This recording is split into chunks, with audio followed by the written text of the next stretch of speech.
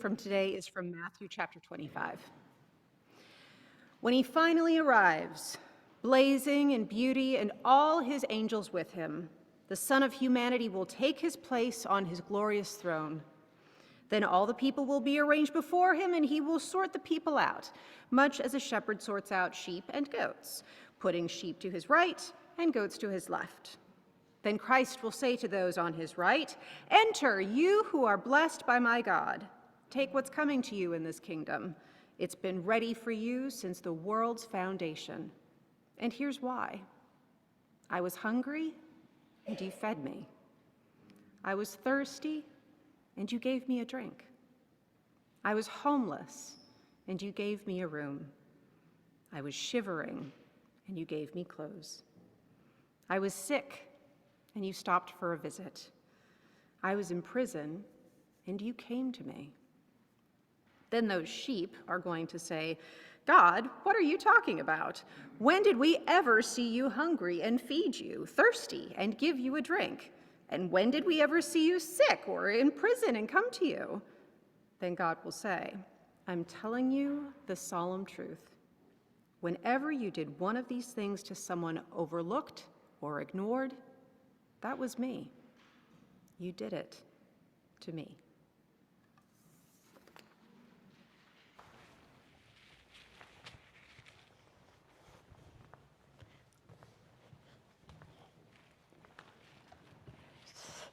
Good morning, Metro. Good morning. It's great to be here with you all this morning, and excited to do something a little different from our normal sermon format. I am beyond excited to have Power Malu here with us this morning. So Power Malu, as Tiffany pointed out in her introduction, it's now been close to a year, if you can believe it, that we have gotten to work with Power every week in our Wednesday and Thursday migrant programming. And I just want to acknowledge too, thank you, Marin, for that beautiful reading. I don't know, that's one of my favorite passages from the Bible. And when I hear that, when I hear that kind of mentality of faith in action, of, you know, we are people of faith, and we come to church to form community with one another, to get spiritual fulfillment and meaning within that. But part of our faith that goes beyond just having that personal spiritual connection. It is loving and serving those who are around us. So we can't solve all the world's problems, but if you see someone hungry, you try to get them something to eat. If you see someone cold, you provide them with clothing. A lot of that, I think, reminds me of what informs our mission as a church, as Metro Baptist, and as a nonprofit community of RMM as well. But back to Power here. We're going to spend the next couple of weeks highlighting within that faith in action kind of theme. This week we're going to be highlighting with Power our faith in action as far as how we serve some of New York City's newest community, the migrant community that has shown up in the last couple years now, really in unexpected numbers, and the city has handled that in ways that I think we have deemed less than hospitable. So we're doing that this week, and then next week, as part of Earth Day and Creation Care, we'll be highlighting the work that we do with the food pantry and with the farm, and so we're really looking forward to getting into that. But as you can see in the bulletin, we've got a short bio here for Power. To really give a bio that would do him justice, would take up the whole bulletin and then some. So I had to condense it as much as we could. But as it says in the bulletin, Power is a lifelong New Yorker, born and raised on the Lower East Side, and is the founder of Artists, Athletes, and Activists, which is the organization that we have partnered with in our migrant programming. And that really describes who Power is: an artist, an athlete, an activist, a marathon runner, a boxer, a musician. I mean, fill in the blank, it could take all day. But Power, tell us a little bit about yourself. You have, I think, always had a passion for partnering and serving with those in your community. You have so much passion and joy and a fire for justice for the community here in New York. Just tell us a little bit about what informs that and the work that you do. So I am born and raised in the Lower East Side. I'm a New Yorican, so my parents were born in Puerto Rico. And then when they came here to the United States, they migrated to the Lower East Side, to Ludlow Street, Stanton Street, Allen Street, and that neighborhood. And that's predominantly where my family pretty much was until recently. Some of them moved out to other places, but I'm still there. I'm a native New Yorker, but my roots are in Puerto Rico. And so my history, being raised in the Lower East Side, we had like different groups. Some people can call them gangs, or they're just groups of people that congregate in different parts of the neighborhood. And sometimes they wouldn't get along. And myself, since a young age, I would be able to navigate through those different neighborhoods and meet the different people. And then sometimes we would be in one park, which was like a neutral area, and people from one area that didn't like the other people from the other area would be there, and they would both know me, and we would be speaking, and they would feel a little bit uncomfortable, and I would say, oh, you know so-and-so, you know so-and-so, and I would just make the introduction, and it would just be like a natural bridge that happened, a natural, just like a connection. And it was just via me just being me and wanting to explore the different communities. And so as I continued to on my journey, people would say, that's powerful, that you're able to kind of like connect these groups. They normally don't get together or get along, but because they know you, you're doing this just by default. You're a mediator of sorts. And so I started accepting that. I didn't really know fully what it meant. Then I started navigating into art and theater, and I started studying acting and trying to figure out how I can be of service, because I kind of liked the fact that I was able to bond people, bring people together that had issues that they didn't really even realize what the issues were. It may have been historical. Maybe my cousin didn't get along with this person because something that happened and I don't even know why. But these things that happen, I think that are happening in the world, a lot of people are judging and making decisions based off of what they hear, as opposed to really doing the research and then really understanding what a people are going through. And then that just kind of like formed into who I am. And what I like to say is, I committed to my role and I submitted to my soul. It's kind of like I'm not in control. I just understand that I'm being used as a vessel and as a vehicle of trying to bring people together. And however I can do that, I'm just accepting that, and without any judgment, and I'm learning. It's all a journey, and we continue on this journey, and it goes like this. So some people were talking about the roller coaster of emotions, feeling sad and feeling happy, and sometimes people feel alone, and I read that in the book. It's you're welcome here if you feel alone, you feel lost, and you're seeking. There are people that are seeking asylum coming here. They feel lost, they feel alone, things that are happening back home. And I think it's up to us to just kind of lend a hand. And, Pastor Tiffany was saying that, we come into this world and sometimes people make us feel like there's not enough for everyone. And that fear that happens of that there's scarcity, there's not enough to share. That's not who we are at the core. At the core, we are people that share. We share resources, we share information, we help each other, we support one another. But sometimes systems make us feel otherwise, and we second guess ourselves. So that's why I tap into that intuition that you have, that gut feeling of doing the right thing. Thank you, Power. Yeah, I think that's such an important aspect that you brought up there at the end too, is we learn how to be compassionate people, welcoming people, to not buy into that lie that our systems want us to buy into, that there's scarcity, to really tap into that abundance mindset that collectively we have enough, that if we have people who are coming in and they are suffering, there's enough to go around. There are enough pieces of the pie that we can all be fed and have some left over. I love that part about what Metro Baptist represents, because it's you hear about the things and you can talk about it, but when you put it into action, then you get to feel it, and then you get to understand more about that, what the importance of that is.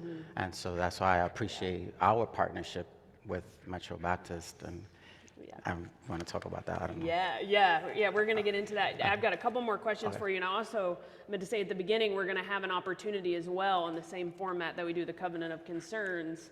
When I've asked Power My questions, if the people in the congregation, both on Zoom and in person, if you want to head to the microphone or type something in the chat, we're going to give the congregation an opportunity to engage with you as well, because like I said, we get the pleasure of seeing you every week, but you've been here for a year, and this is a lot of people's first opportunity to get to meet you and know about your work, and so we're really excited about that. But yeah, tell us a little bit about your organization, Artists, Athletes, Activists. I know that was formed several years before the migrant situation that has been evolving over the last 2 years. But then I know 2 years ago, August of 2022, you showed up when those first buses began to arrive at the Port Authority. But tell us maybe briefly how you got there. Briefly, I'll Briefly, try. yeah, I know, because I wish we could be here all day. Yeah, so Artists, Athletes, Activists was officially formed in 2018. I was doing a lot of work around Puerto Rico Hurricane Maria relief. And so we connected with a lot of companies and organizations here in the diaspora in New York City, and we sent out supplies and containers to the island. And we would hear about stories where the containers were stuck at the port. And we started understanding a little bit of how politics works, and how sometimes, you send aid and you want to help people, but if you're not there physically, you don't really know who's getting that help and where it's going. So we decided that we were going to actually take a trip out to Puerto Rico, and we connected with the president of the Truckers Union and asked them, can they help us get those containers released so that we can get it to the hardest hit areas, because we started hearing these stories that people weren't going up into the mountains or into the other areas where people needed help. They were kind of just going on to the perimeter. And so with that connection, we started going into the communities and meeting the barrio leaders, which the majority of them, 90%, were women who knew their community, knew who lived where, what their needs were. And through that, we started taking notes. And instead of coming in there saying, we're gonna save you, we just went in there and said, what do you need and how can we help you? And that empowered them to say, well, so-and-so lives here, we don't have electricity, so their insulin is going down. We need some insulin. Can you help us get a generator? And all of these requests were direct impact to those communities because we went in and spoke to the people and understood what their needs were. And that lesson that I learned, we were going back and forth, sending containers and going to the hardest hit areas. And then we were blessed with actually getting donated land on top of a mountain that we're now going to do a reforestation project.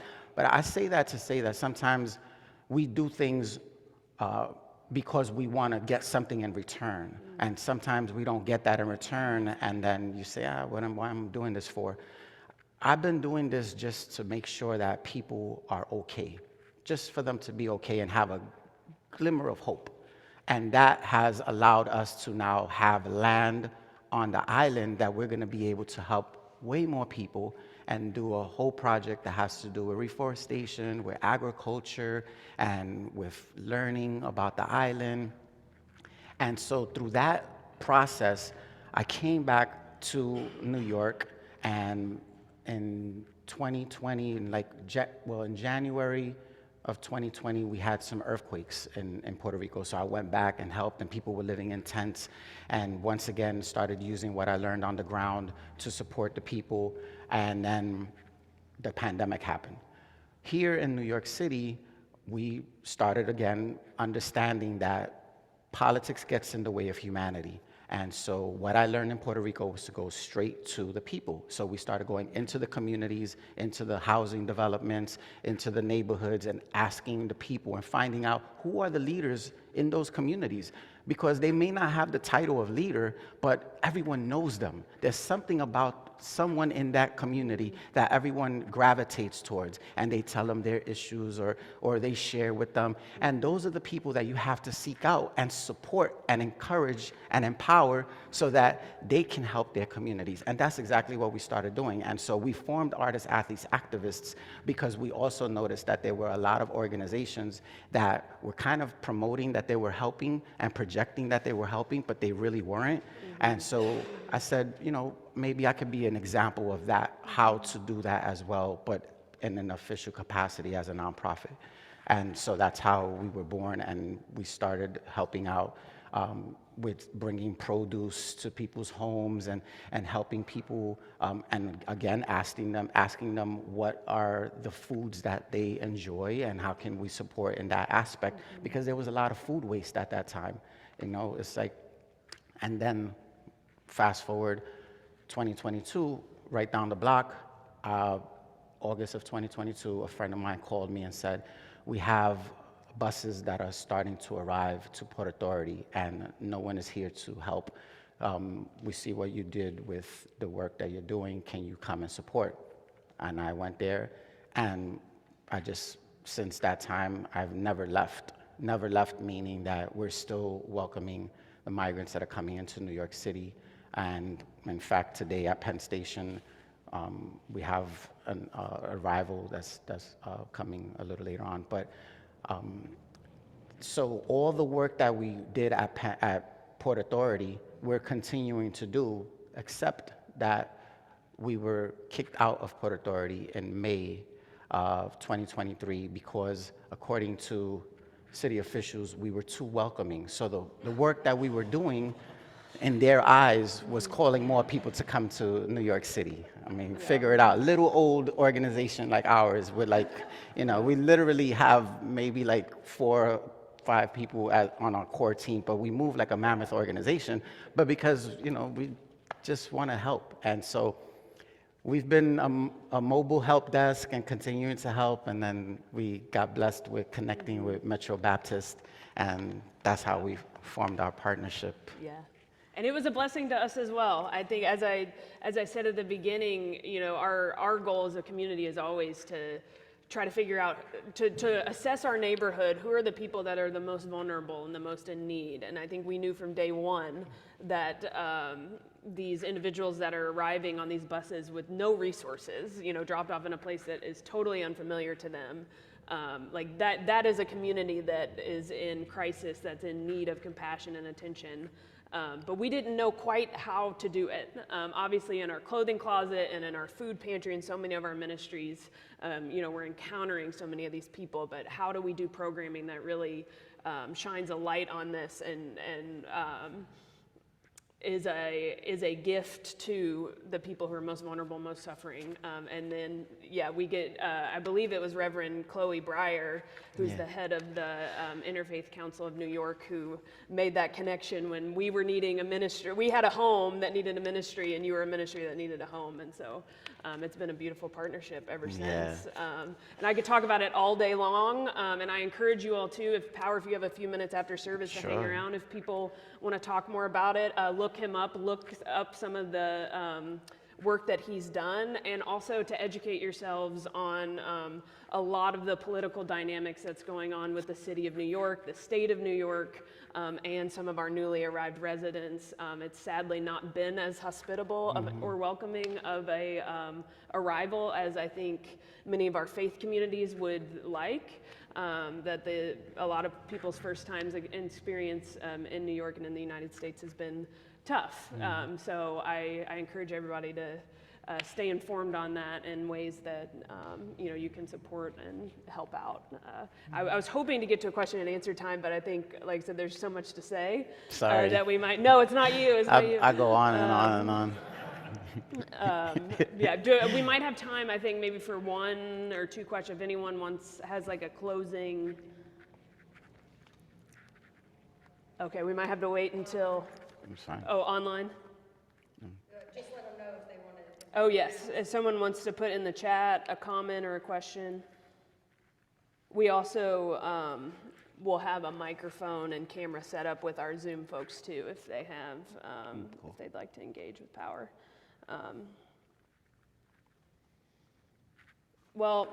But yeah, I'm grateful for this Yes, this partnership, and we're able to support a lot of people in a safe space here, because unfortunately, yeah, it's like people have been made to feel unwelcomed, and so the least that we can do is try to be an example to the rest of the country and the world, to see the importance of community and building those relationships. Joe? Yes, just to clarify, what does happen on a Thursday or Wednesday and Thursday as far as your organization and this congregation? So our foundation, what we started at Port Authority is pretty much what we were able to do here, where we have different service providers that come here to volunteer their time, whether it's lawyers, people that work with the Human Resources Administration, whether it's people that work in education. We have a chef that helps us provide meals. We have other different workshops that we do, like Know Your Rights workshops. We have an ESL class that started here. So any type of service that we can provide that they're not getting at the sites where they're staying is what we're able to do here in a safe space, in a very calm, relaxed environment where you're not getting rushed out. It's more like listening. We hear people's stories. We reunite families that have been separated at the border because we're able to hear about the little children that were like separated because the aunt brought them over and now the mom is here, and we're able to just assess these cases and do real proper case management where we're actually reuniting families. And we're able to do that because we have a space that we can actually like listen to their concerns and try to figure out how we can best provide those resources or refer them elsewhere. Yeah, thank you. Great question, Joe. We have something on? Yeah, here, I'll ask. Okay. From Barbara online says, what are some specific ways people may support your organization and the work? Specific is being able to volunteer your time if you can, make connections. There are people that may have friends that are lawyers. They may not necessarily be immigration lawyers, but they still can have connections and maybe help us in that capacity. Funding is always welcome because we do this as a volunteer-based organization. So those are like the two main ways that you can support. Just kind of think about who I may be connected to that can help with services or with funding. So maybe what we can commit to do out of this is following up this week in our weekly email with perhaps even the recording from this time for people that weren't able, and some specific ways that you've outlined and the ways that we've outlined that people can support this work, so that we're not just talking in theory about these things, but giving people really tangible ways to connect to the good work. Yeah. Action. Actionable steps. Thank you. Thank you, Barbara and Joe. Great questions.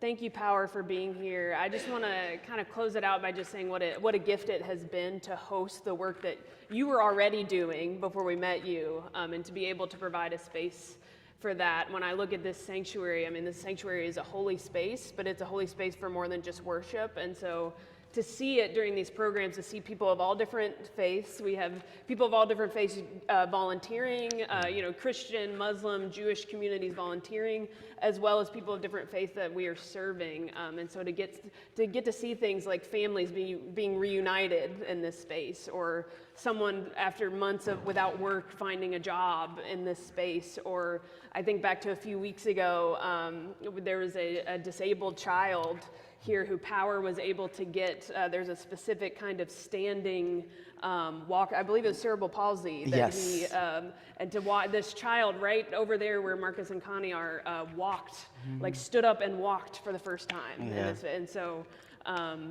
what a gift to be able to worship here on Sundays and to see that the spiritual work here day in and day out. It's beautiful, and so I thank you for doing that. I thank the congregation for always trusting us and supporting whatever ministry that we feel led to do here in our community. What a gift, and I hope this is not the last time we get to have you with us, because it's always such a joy. Thank Yeah. you. Appreciate y'all. Thank you.